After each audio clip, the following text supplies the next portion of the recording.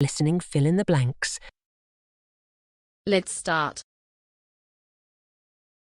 Otters are also essential cues in social bonding. One respondent to the survey believed that there is no true emotional bonding without touching and smelling a loved one. In fact, infants recognize the odors of their mothers soon after birth, and adults can often identify their children or spouses by scent. In one well-known test, women and men were able to distinguish by smell alone clothing worn by their marriage partners from similar clothing worn by other people. Most of the subjects would probably never have given much thought to odor as a cue for identifying family members before being involved in the test. But as the experiment revealed, even when not consciously considered, smells register.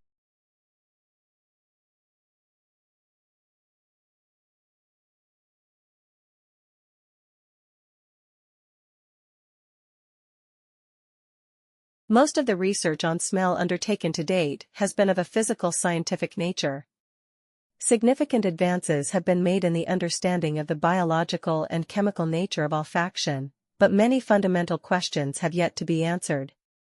Researchers have still to decide whether smell is one sense or two, one responding to odors proper and the other registering odorless chemicals in the air. Other unanswered questions are whether the nose is the only part of the body affected by odors, and how smells can be measured objectively given the non-physical components. Questions like these mean that interest in the psychology of smell is inevitably set to play an increasingly important role for researchers.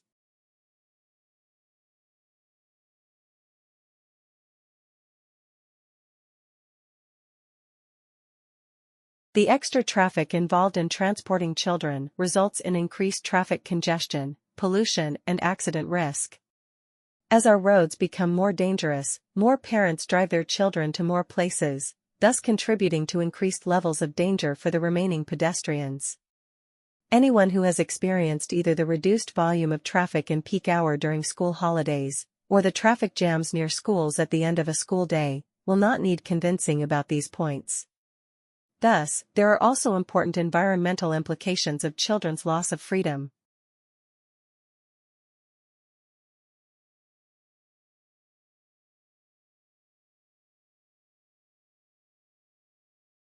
Far from encouraging illegality, these gurus argue that, in the same way big corporations sometimes emulate startups, business leaders could learn from the underworld about flexibility, innovation, and the ability to pivot quickly.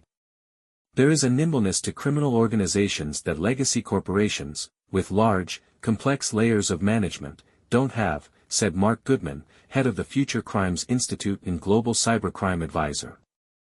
While traditional businesses focus on rules they have to follow, criminals look to circumvent them. For criminals, the sky is the limit, and that creates the opportunity to think much, much bigger.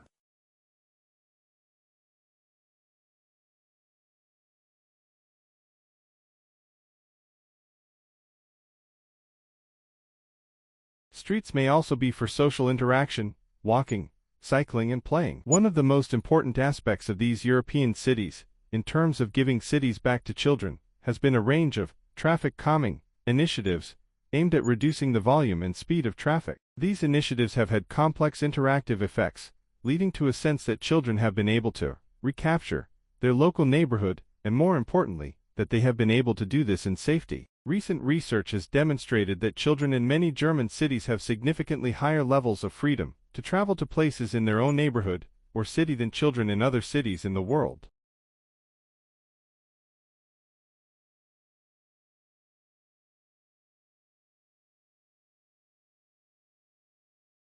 The problems that have to be faced are quite different from those encountered when working with adults. Many of the linguist's routine techniques of inquiry cannot be used with children. It is not possible to carry out certain kinds of experiments, because aspects of children's cognitive development, such as their ability to pay attention or to remember instructions, may not be sufficiently advanced. Nor is it easy to get children to make systematic judgments about language, a task that is virtually impossible below the age of 3. And anyone who has tried to obtain even the most basic kind of data, a tape recording of a representative sample of a child's speech, knows how frustrating this can be.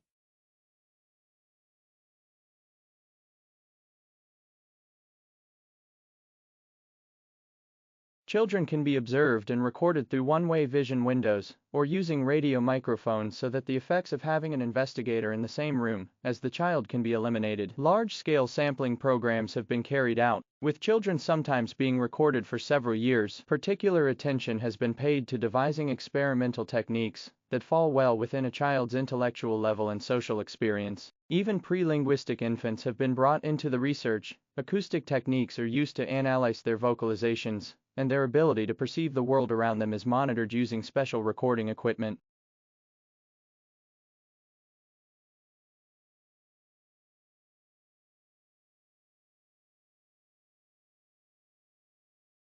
Educators are often much less aware of how quickly children can lose their ability to use their mother tongue, even in the home context.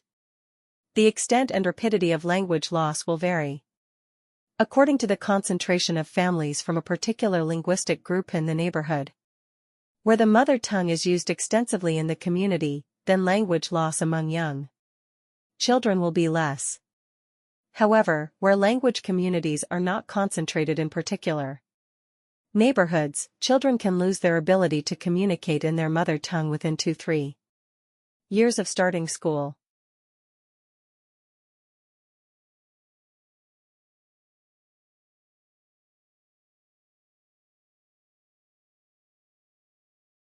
One of the main problems posed by sand dunes is their encroachment on human habitats. Sand dunes move by different means, all of them aided by the wind. Sand dunes threaten buildings and crops in Africa, the Middle East, and China. Preventing sand dunes from overwhelming cities and agricultural areas has become a priority for the United Nations Environment Program. On the other hand, dune habitats provide niches for highly specialized plants and animals, including numerous rare and endangered species.